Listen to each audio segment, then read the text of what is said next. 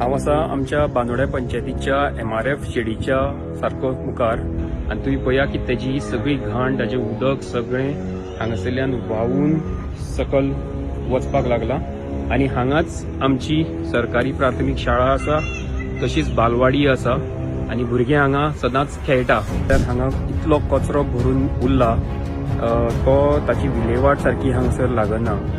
तो कचरो हांगासरल्यान खंय शिफ्ट जायना आनी पावसान हो कचरो हांगा असोच शेडीच्या भायर पडिल्ल्या कारणान हितूंतल्यान सगळें उदक येवन तें उदक सगळें रस्त्या वयल्यान सकल भायर वता.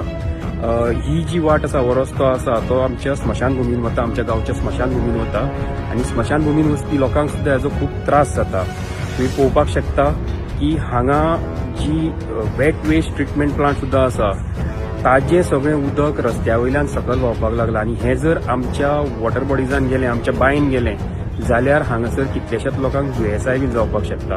हाचेर जाता तितले बेगीन पंचायतीनूय आनी तशें थळाव्या आमदारान ती स्टेप्स घेवपाची खूब गरज आसा.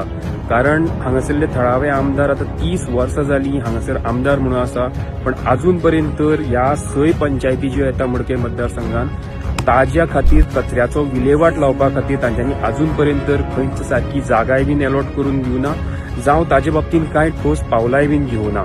त्या खातीर हांव मागता सरकारा कडेन की कचऱ्याची अशी ही दुर्गंधी आमच्या गांवांत जाता ती जाता तितले बेगीन बंद करची.